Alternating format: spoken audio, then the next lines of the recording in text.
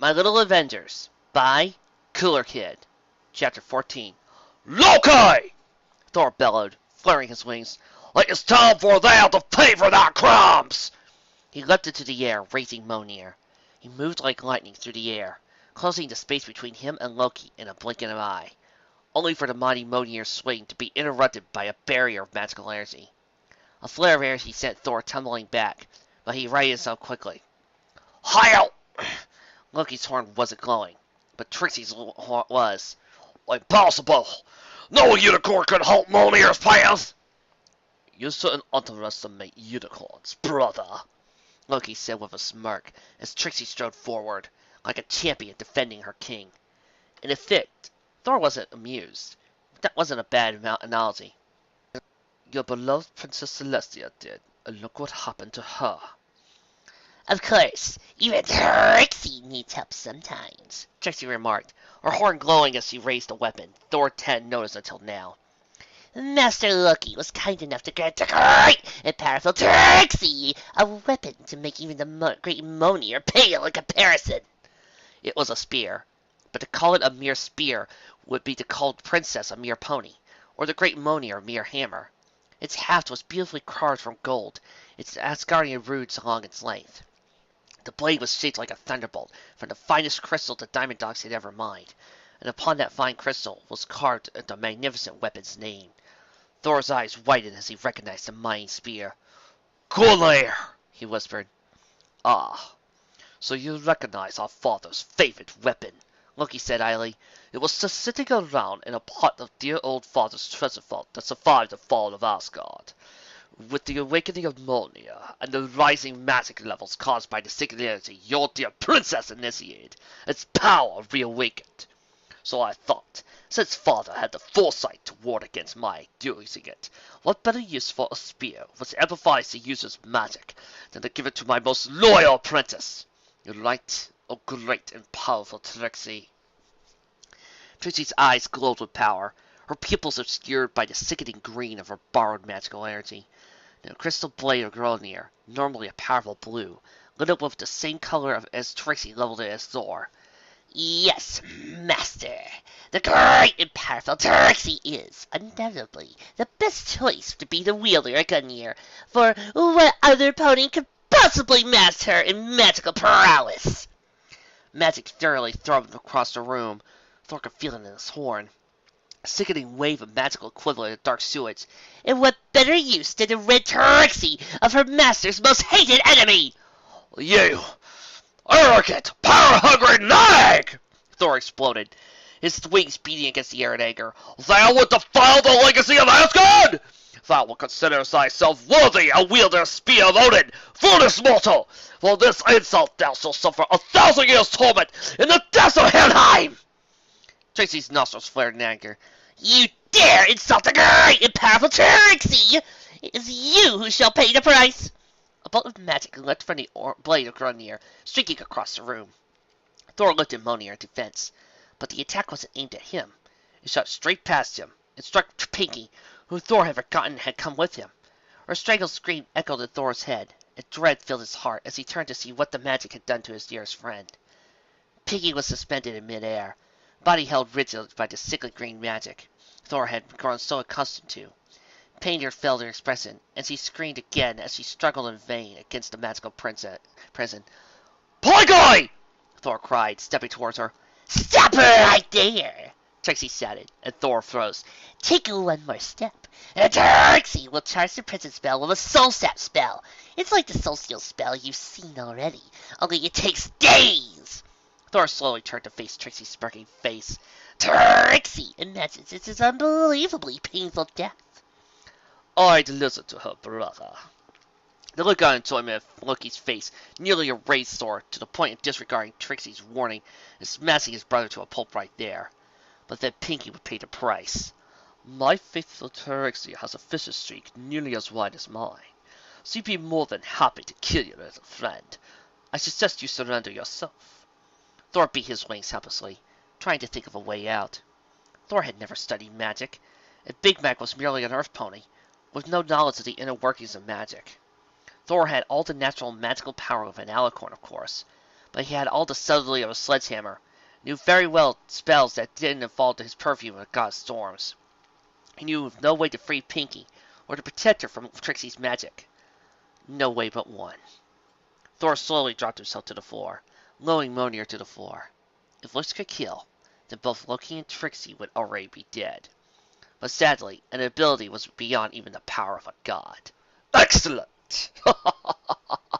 Loki laughed, hopping down from his throne. You see, brother, for all your strength, your much-vaunted power, and your mighty hammer, it was my brilliant plan and mighty magic which fell you at last. Your mine, thy cowardice, using the magic of another, untaking hostages! Thor growled. Oh, that is the route to power I would rather remain a weakling! Oh, dear, dear brother, Loki said, walking slowly towards his rival. You didn't think this meeting happened by chance, did you? You thought your brother Loki didn't plan every step of your contest. Since the day your little farm pony house found Mjolnir, I drove him to that cave, controlling a mighty beast to force him there, to uncover Mjolnir and weaken its power. I chose a pony from Ponyville to ensure they meet my descendant, giving me an unwitting spy in your midst. Pinky gave a cry. Yes, Pinkamena, you are quite helpful, my granddaughter. You've been made keeping tabs on my brother much easier. You gave me an easy way to tell him when I sent enemies to fight. He turned his attention back to Thor. I ensured you would come to the princess's attention with your fight with the wrecker, and when you met with them, I said Fing Fang Foom to you, to prove your prowess. I had Trixie weaken the greater princess, as well as cause a singularity with her mighty magic. Do you know what that is, you uneducated oaf? It is when the magic of a fallen or weakened alicorn is absorbed into the world, twisting fate and destiny on their heads, and changing what was impossible to not only possible, but probable. It was the singularity caused by the fall of Asgard that brought unicorns and Pegasi into the world. It gave Earth ponies their strength. Not only would this singularity bring me a step closer to the ruled by magic I so desired, it would also provide you with what I needed you to have. Teammates, allies, friends. He gestured to the guards holding Thor's friends. Dark Avengers! Bring my foolish brother's friends forward. Thor was struggling to process what Loki had just said as the Dark Avengers, as Loki had called them, dragged his largely unresisting friends forward, until they just lay before a smug-looking Trixie. Loki continued to advance toward Thor, grinning ear to ear. You see, Thor, Celestia can go on and on about the so-called magic of friendship all she likes. In the end, friends are a weakness, in more ways than one. Your friendship with my descendant has rendered you impotent. Your friendship with your Avengers allowed me to establish the magical link I needed to siphon their magic into my Dark Avengers. And it is your friendship with them that I shall now use to see all of Celestia! He was nearly nose to nose with Thor as he finished his speech, before suddenly spinning around to face his apprentice. Trixie! Begin the soul theft! Trixie cackled as the glow around Gonir intensified, before an achingly familiar bolt of magic erupted from his blade.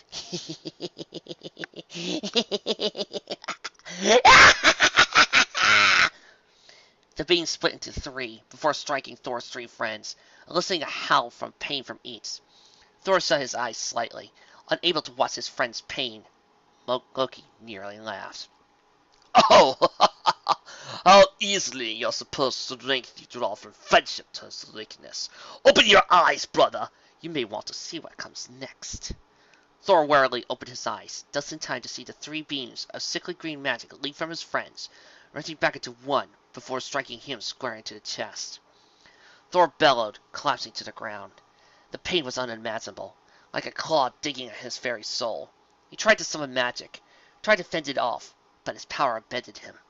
It would not heed his call, and Thor was left to suffer. Dimly, he could still hear Loki, still talking. By Odin, did he ever shut up? You see, Thor, I have studied the power of the soul quite extensively. It is how I developed the soul steel you've seen me use so many times, as well as the more advanced variant, the soul theft you are now suffering.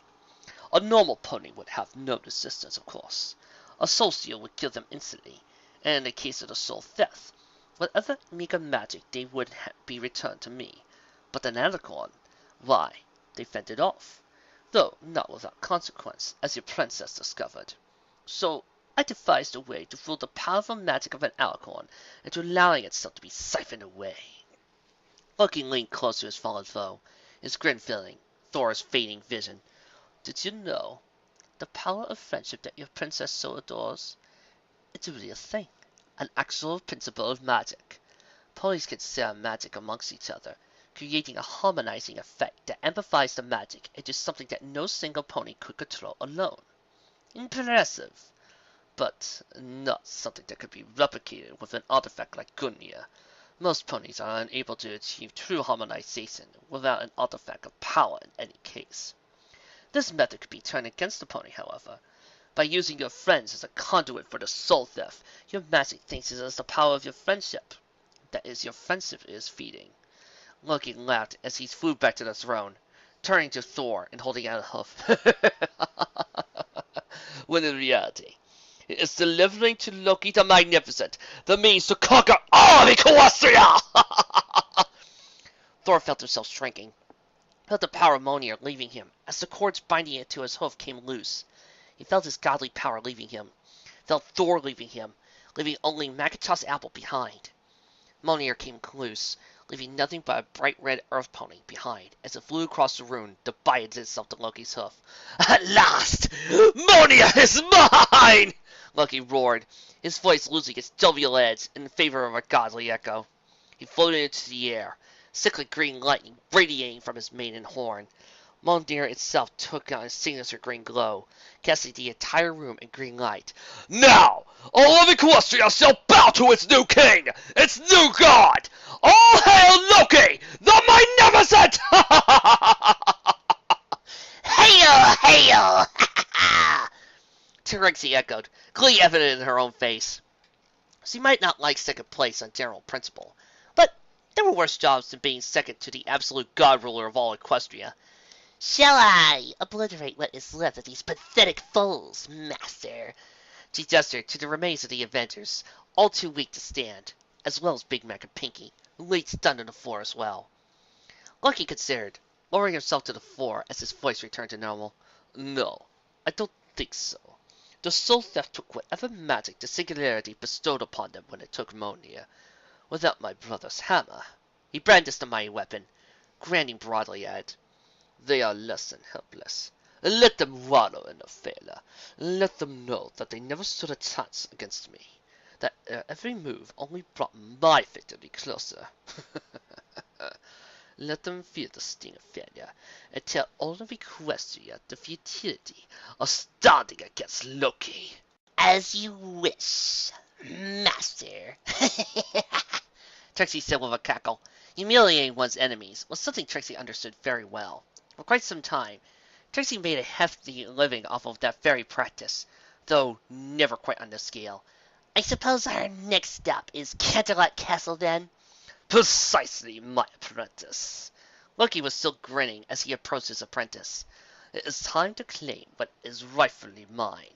Grungia should allow your teleport to pierce the castle walls easily.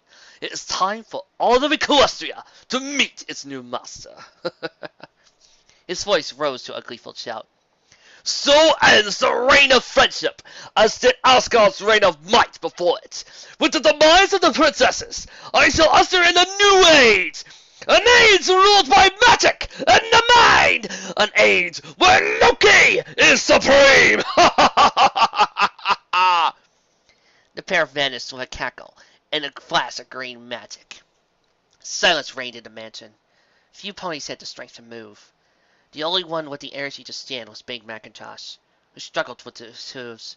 Slowly, though his hooves felt like they were filled with lead, he slowly turned and left his friends behind, walking slowly from the mansion. His head hung in shame. He should have known it would end like this. He was no hero. He was just a farm pony. He used to be proud of that. Now, he felt ashamed.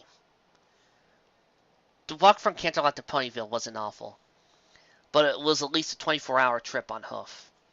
Big Mac couldn't make himself care, even though the trip only took moments as Thor. even when he had to go slow to allow for a passenger. The trip was only about an hour. Going by hoof felt so slow. Big Mac didn't care. Couldn't care. If he let himself care, his failure would hurt all the more. Failure. It was the new sensation for him. He never really had to cope with any major failure before. Oh, sure. He lost a few horse games with his sister. Sometimes they lose a few trees to a harsh winter, but that was all little stuff. All of Equestria had been counting on him. Everybody had trusted Thor to save the day, and now Thor was gone. He let every pony down, and it hurt. Pardon me, son!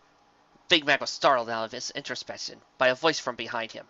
Who else could be traveling to Ponyville on a day like today? He turned to see an elderly Earth Pony stallion with a light brown coat and a thinning black mane. He wore a pair of sunglasses. His cutie mark was a red circle with a big blocky white M on it. Big Mac wondered idly what it could mean. Sorry to bother you, but you look down in the dumps. I thought maybe you want somebody to talk to. Not really, Big Mac said quietly, turning to face forward again. I'm not really in the mood to talk to any pony. I see, said the older pony, trying to Big Mac. It's just day like today. I expect a hero like you to be leaping into action. Save the day, that kind of thing. Big Mac laughed bitterly. I think y'all got the wrong pony, mister. I ain't no hero. Not anymore, at least. He muttered the last part quietly. See now, that's up to you, ain't it? The stallion said casually. I mean, no pony can tell you, oh, you can't be a hero anymore. That's your choice. I don't think so. I tried being a hero. I failed, and now every pony else is going to pay for it. I don't have the power to save them. Not anymore. I'm gonna go home and work the farm. That's all I ever wanted, anyhow. Well, no real hero asked for it. They wouldn't be a hero otherwise, now would they? The older pony's persistence was starting to get a bit irritating, but Big Mac tolerated it. Whatever else he said, he did appreciate the company. As for failing, every pony fails sometimes, even heroes. Thing is, heroes dust themselves off and get back up. That's all a hero is. Someone who gets back up. They don't need power or gadgets or a fancy base or any of that. They just need the courage to get back up. What's the point? Big Mac asked. Well, get back up if y'all just get knocked back down. Loki's too strong. I can't win. Maybe not. But can you live with yourself if you don't try? Big Mac turned to face the older stallion. The elder pony had affixed to him a hard glare. It was like staring his sister in one of her stubborn moods. Ow. Ow. Big Mac felt himself at loss for words before the answer came to him. No. He sighed deeply. I guess I never forgive myself, would I? But what can I do? I'm just a farm pony. No, you're not, the stallion said, laying a kindly hoof on his shoulder. You're a farm pony with friends. Good friends. Just as heroic as you. But like you, they've fallen down and have forgotten how to get back up. You need to go and remind them. They think they're powerless, like you do. But you can give them back their power. Excelsior! Pardon? It's an old family saying. It means ever upwards. So long as you never forget to get back up, there's no limit to how high you can climb. The old stallion tapped a hoof against Big Mac's forehead, sending a strange tingle down his spine. Something sent it into him, and suddenly, Big Mac felt Thor in his mind again. His memories, personality, everything Thor was still in him, just buried, waiting to dust up and get back up. Big Mac looked to thank the older pony, but somehow he vanished while Big Mac was recovering from his surprise. Who was that? He wondered quietly to himself. Didn't let himself wonder for too long, though. Turned back around and began galloping for Carolot. He had to find his friends, and fast. Thank you so much, Pinky said, hugging the elderly stallion enthusiastically. Despite his apparent frailty, he had little difficulty hugging her back. I wanted to help Magapack so much, but I didn't know how because I didn't think he wanted to party, and I didn't know what else to do. No problem, Pinky, he said with a laugh. I love making cameos, and it's my pleasure to help out a buddy hero. Besides, it's not every day a pink pony comes along crossing through the fourth wall to ask help from the one above all. After all the trouble you went through, how could I say no to a simple request? Well, thanks anyway, Miss Silling. Pinky said cheerfully. I really appreciate it. Don't mention it, Miss Pie, the elder pony said with a chuckle. Now, you best hurry along. I have a feeling Mr. McIntosh is going to need your help. Okie dokie dokie dokie, Pinky said, hopping back towards Canterlot. Thanks again, Stan. The strange pony waved to Pinky until she was out of sight. What a nice girl, he said to himself. Then he looked around. A world full of ponies.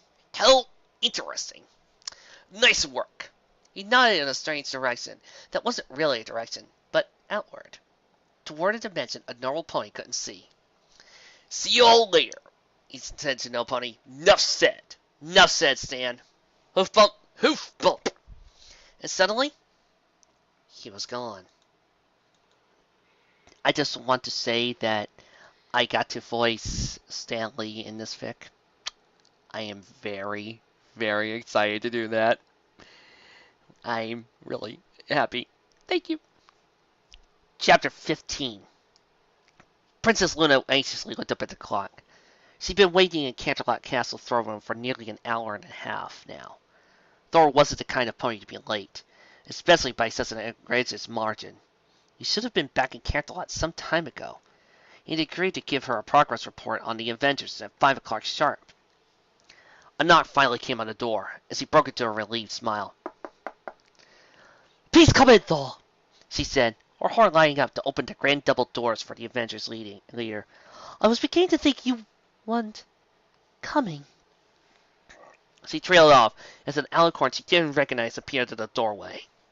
It wasn't until she recognized Trixie at his side that it clicked in her mind who it was. I'm afraid my brother won't be attending, Loki said with a polite smile. So, I have come in instead to request you turn over the throne to me.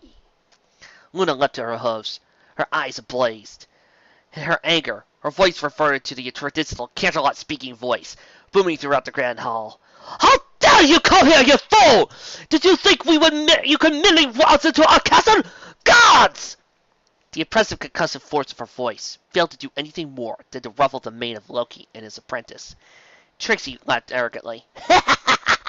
Foolish mare, she said condescendingly, relising the chance to prove herself superior to a goddess. Did you really think your pathetic guys stood a chance against the great and powerful Trixie? Trixie has already dealt with them. Your weakened sister, too. You needn't worry, though. Trixie merely sent her to sleep. We wouldn't want you to do anything rash. Loki gave his apprentice a approving smile. Clever, isn't she?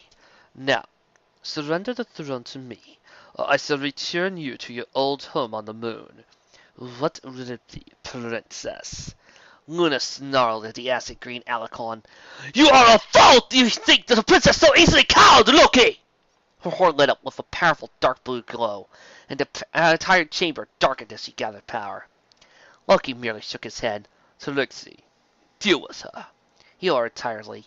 Of course, Lord Loki, Trixie said, striding forward as he levitated Gungnir before her. Its crystalline blade lit up as Luna launched her spell. 1,000 fragments of deadly, razor-sharp magic zooming toward the pair of villains. With a casual wave of Gungnir, Trixie banished each and every shard with ease. Pathetic, she sneered. Is even an alicorn beneath the power of the great and powerful Trixie? Gunnar lifted again, firing an orb of bright green magic at the princess. In a panic, Luna erected a powerful 7-layer barrier of magic to block the spell, but the spear tore through them like a rock through tissue paper. Luna screamed as the orb enveloped her, only to be abruptly cut off as the orb vanished. The throne room felt eerily quiet. Loki grinned. Where did you send her, apprentice? To the moon, as you threatened, master, Trixie said with a wide grin, her heart pounding wildly. She defeated an alicorn, and hadn't even broke a sweat. Trixie would have killed her, but killing an alicorn is difficult, and Trixie was to conserve her strength. Loki raised an eyebrow. For what? We have nothing to fear now. All our enemies have been dealt with. Unless you wish revenge on Celestia's student. Still, in due time, Trixie said. Suddenly, Gungnir spun and pointed herself at Loki. But first, Trixie thinks she shall send you to join Luna and take the throne for herself, master. Loki blinked as he realized what was happening. Then he smiled. His smile grew to a grin. Finally, he erupted into laughter. Oh, how magnificent! So the student thinks he can turn on her master. Do you really think a mere unicorn could oppose me? You said yourself you should not underestimate unicorns, Master, Trixie reminded him, Grunir lighting up like a bright blue glow. With Trixie's true allegiance revealed, her magic reverted to its natural color. Trixie has defeated 2 alicorns today. She sees no reason she cannot defeat a 3rd. Nor can I, Loki agreed, his own horn lighting up. Unless that alicorn happens to be me. I had hoped it wouldn't come to this. But just in case, I did plan for it. Did you think I would just hand you the second most powerful weapon in Equestria? What did you...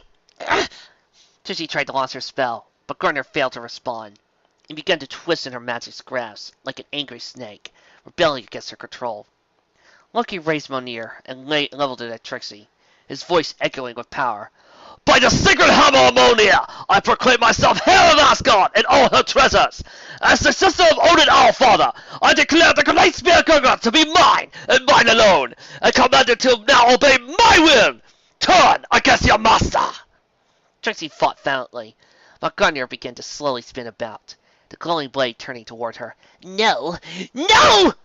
She tried to release the weapon, run away or teleport, but Loki was far ahead of her. An arcane energy like a great fist fell upon her, pinning her to the spot. She desperately turned to get Grunir away, but she wasn't strong enough. The blade loomed closer and closer, and it touched. The searing pain of Trixie's own powerful spell coursed through her as the magic discharged, point blank, into her own face. She let loose an ear-splitting scream, a sound no pony should be able to make as the magic burned into her face. It was like nothing she had ever felt before.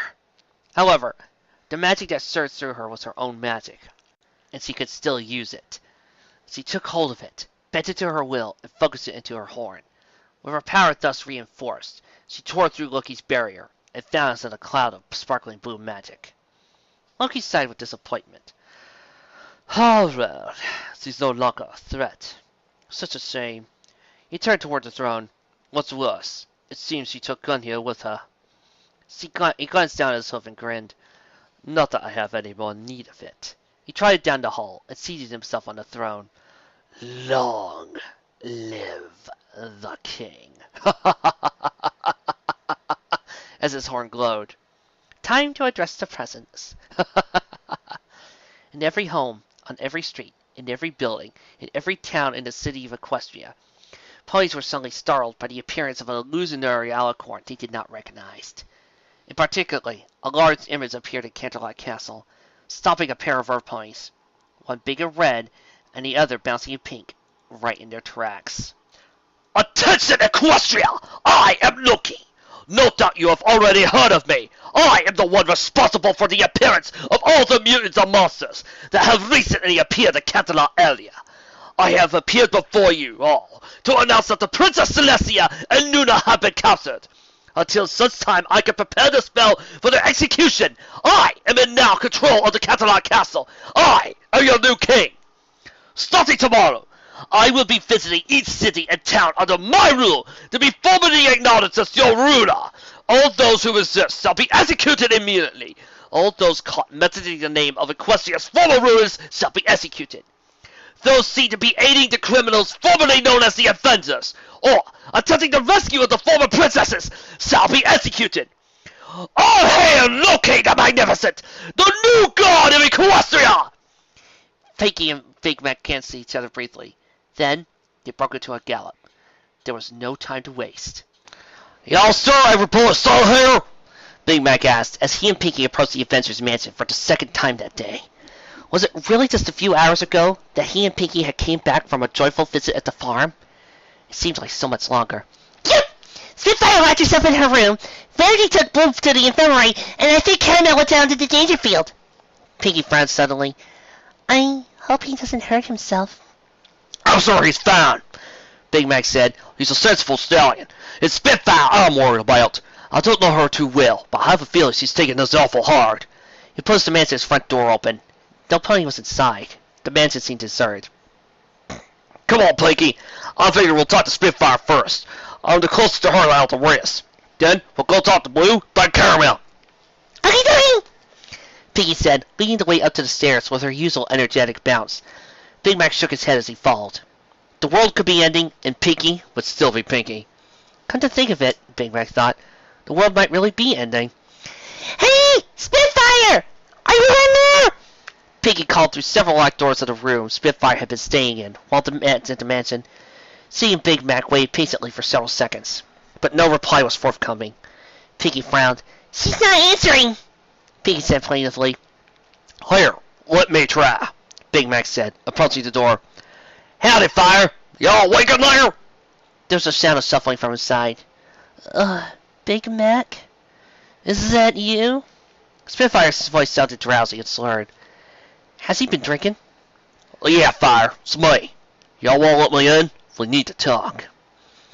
There was a sound of glass crashing against the door, and Big Mac jumped back a step. You're damn right we need to talk! Spitfire snapped, her feminine stalking Big Mac. Pinky looked concerned as well. I trusted you, you lying sack of horse apples! Big Mac gave Pinky a confused look. Pinky just struck down. Fire, I don't know what you're talking about, but if y'all lives in, maybe you can... You don't know! Spitfire sounded even more incensed by this admission. You don't know? Why didn't you tell me you were Thor, you idiot? I thought we were friends. Friends don't hide each other from things like that. Pinky's eyes went wide as he muttered something about losing a friend's trust. Big Mac winced. Yeah, should have realized y'all be mad about that. You're damn right you should have! Spitfire snarled. Why the hell you're back here anyway? I figured without that magic hammer of yours, you'd be hightailing it out of here! Believe me, I almost did, but I came back. Big Mac leaned against the door and spoke quietly. 'Cause I can't let Loki win, even if I'm powerless. And more importantly, I can't leave my friends behind. Like you're one of my friends, Fire. Even if you're mad at me, I still want to be your friend. Spitfire didn't answer, which Big Mac took as a good sign. He continued, I know I screwed up, Spitfire. I should have told you I was Thor right from the get-go. But I was scared. I'm just a farm pony, Fire. I didn't want ponies to start thinking Thor was worthless somehow, just because he really was an Earth pony out of Ponyville. And I was just afraid things going the other way around, too. I didn't want ponies to start treating me like some kind of god, like they do for the princesses. I'm just me. Does that make any sense? There was silence for a minute, broken only by some sniffling from the other side of the door. Spitfire spoke. You know, I think it does. Ponies, they treat me some different sometimes. 'Cause of the Wonder Belts, you know. They treat me like some kind of super pony, even before I was one. She gave a short laugh. I can't go anywhere without ponies asking for my autograph or something. I guess I kinda understand. There was a clicking sound as the door unlocked, and opened to reveal Spitfire's tear-stained face. You still could have told me, you big lug! She said, but she was smiling. I know. I'm sorry, Big Mac said. He held out his host to Spitfire. Friends? Spitfire grinned and flew out, tackling him into a big hug. Of course, you big moron! She chuckled. Then she let go and hovered back a bit. But how are we going to fight Loki? You lost your hammer, remember? And I haven't been able to make so much as a spark since he hit us with that green spell. I think I can fix that, Big Mac said, a slight grin creeping along his face. Loki might have took Mjolnir, but he couldn't have taken away everything. Y'all remember what he said about friendship? How it lets ponies share magic? Spitfire stepped forward her brow and thought, well, I think so. I literally wasn't listening. Nor was I, truth be told, Big Mac said with a smile, but I got a good memory. He said something about normally needing an artifact to do it. But I figure a bit of alcohol magic will do the trick. Now, just let me concentrate. He closed his eyes to focus. He could feel Thor inside him. It was like a bright spark of lightning, flooded deep inside his heart. Mjolnir had done more than cause a physical change when it bound itself to him. He understood that now. It connected to him on a deeper level, like a unicorn's horn or Pegasus' wings. Mjolnir itself might be gone, but the bit of Thor remained behind, grained in his soul. It was just a bit, but it was all he needed. He reached out and touched Spitfire's shoulder, concentrating hard on that spark inside her. Help her, he whispered to Thor. Please, help my friend.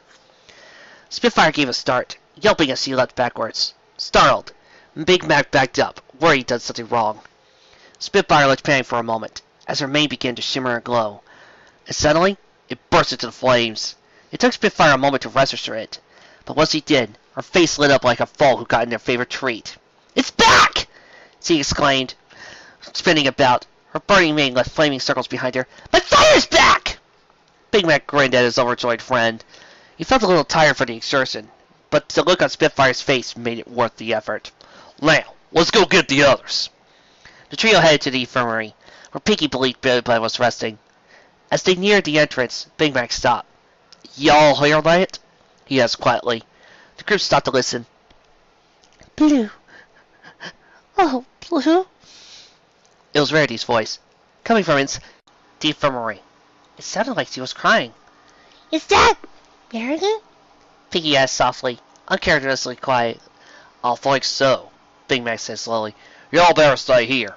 I think it's better if we don't crowd. I'll be right back. Leaving Spitfire and Pinky inside, Big Mac walked in. The infirmary was actually just a bedroom that Blue Blood had decided to convert. After all, protecting all of Equestria was not the safest career, and he would occasionally need medical attention. Due to this, it was quite a small room, with only a few beds. Rarity sat next to one of these beds, her head held in her hose as she sobbed softly. The bed was clearly occupied, but whoever was in it was scared behind Rarity. Where? You okay? Big Mac asked hesitantly, slowly approaching the crying unicorn. At the sound of his voice, Rarity spun about, her eyes red for crying. What caught Big Mac off guard, though, was the anger radiating from her gaze. It was so intense, Big Mac could practically feel the temperature in the room rise as she glared at him. You! She yelled furiously. This is all your fault! You and that stupid armor! If it wasn't for you, Blue would be... Blue would be... Her words choked off as another set of sobs escaped her lips. Rarity? Big Mac asked, feeling the beginnings of panic. He and Blue Blood had never been terribly close, as he was the only pony on the team and never met outside of Thor. But he was important to Rarity, and that was enough. What happened to Blue? Rarity opened her mouth, looking as though she was ready to let loose another tirade. But she was interrupted by a voice so quiet, Big Mac wasn't so sure he heard it. Let him see, Rarity. I'd like him to speak. Rarity looked hesitant, before finally stepping aside and letting Big Mac approach the bed. Blue Blood lay there, covered by a blue blanket. The first thing Big Mac noticed was how frail it looked, as though he had aged years in the hours since Big Mac last seen him. His face was stretched tight across his face, his forelegs lit spindly sticks. Hello, Big Macatus, the sickly unicorn said quietly. A pleasure to finally meet you. Just call me Big Mac, Blue, Big Mac said as he seated himself beside the bed. No need to be all formal. We're teammates, remember? Ah, yes. You're a pony with all the powers of an Elkhorn. You know, it's funny. I was brought up on the belief that unicorns are naturally superior to all other ponies, for our magic meant we were the closest to divinity. My family was especially divine, descended from the royal family themselves. And yet here you are, a so-called lowly earth pony, who has come closer to true godhood more than any alicorn. He shook his head slowly. If only my parents could see this. I'm sure they appreciate the irony. Big Mac watched as Blue Blood's laughter degenerated to a coughing fit. When the prince was done, Mac leaned forward slightly. What happened to you, Blue? I thought that fancy diamond in your chest was supposed to fix you all up. Goes no! Indeed, my rustic friend. Blue Blood said with a sigh. He pulled the blanket away to reveal his core diamond, normally glowing softly with magic, now grown dim. But I'm afraid it is no longer functioning as an attendant. You see, my lovely Rarity has designed this diamond. He gave his unicorn companion a small smile, but she didn't respond. It was designed to draw upon my own inherent magic for power, so it would be self-sustaining. It was quite a clever attachment, honestly. But now, It's killing me. Big Mac blinked. Killing. I don't follow. Neither did I at first. Blue Blood admitted. It was never my forte, but whatever Loki did to us, it damaged the enchantment on the core diamond. I can't store magic anymore. He's drawing on me for power, but then that magic merely leaks away. Oh, we did our jobs too well. The diamond cannot be enchanted. We made quite certain to place power aberrations on it for that very reasons. These same aberrations, sadly, prevent us from repairing the enchantment. Something we did not consider, and taking it out, I'm afraid, is simply impossible. Big Mac struggled to keep up. So, The diamond was sucking you all dry? Like that soul seal spell Locust? I'm afraid so. Blue Blood said, laying back on the bed and closing his eyes. As far as Rarity and I can tell, I have about 24 hours to live at most. We've already tried contacting my family, but we couldn't reach them. Too busy to prepare to kiss up to our new ruler, I suppose. Blue, I'm so sorry, Big Mac said softly, placing a hoof on Blue's shoulder. I'll make this right, I promise. Blue smiled sadly at the larger pony. You needn't trouble myself, my friend. I've made my peace. I doubt my brief redemption was time enough to redeem myself fully, but I have hope that whatever power presides over the afterlife will judge me on my heart, not my actions. Don't you dare! Big Mac and Blue Blood both started as Rarity suddenly appeared at Blue's bedside. Don't you dare die, you disgraceful brute! How dare you even consider it when you have so much to answer for here? Blue Blood visibly withered under the verbal assault. A remarkable feat given his current state. Rarity, my dear, please.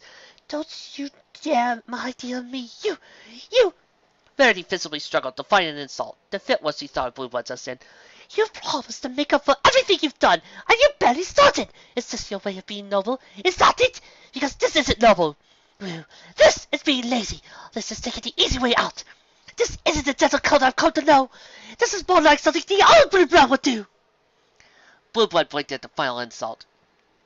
Rarity, he whispered, but the angry unicorn had already stormed out the room.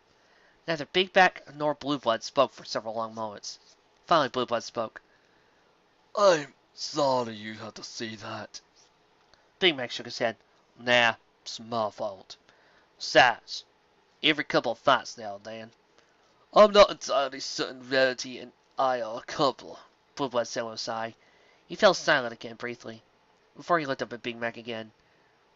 Is she right, do you think? Am I just resigning myself because it's easier than fighting? I don't know, Big Mac said, shrugging. I think only you can answer that. I'm not certain, Blue Blood said, shifting restlessly.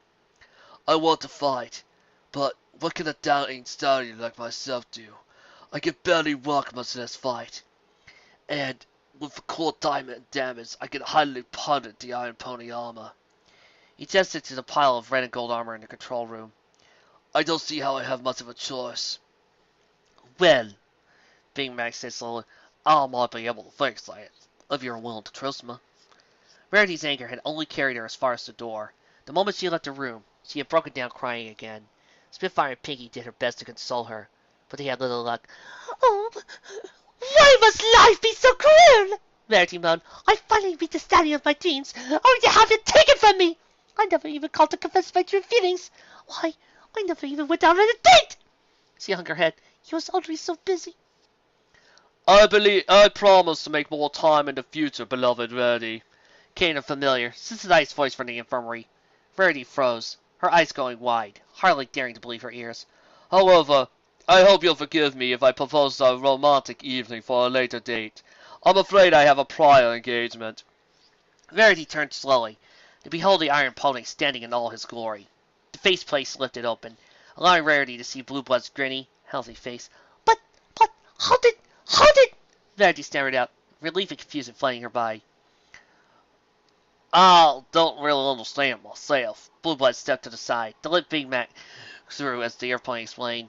But when Loki took Mjolnir from me, he left a little something behind, like a little spark of Thor's magic. He smiled fondly at his teammates. Loki tried to take us down by using our friendship against us. But I was able to use our friendship to share a spark with 4 of my friends. Not much, of course, but it's enough to get back what they had. I'm afraid I cannot thank you enough, my friend. Booba laid an armored hoof on Big Mac's shoulder.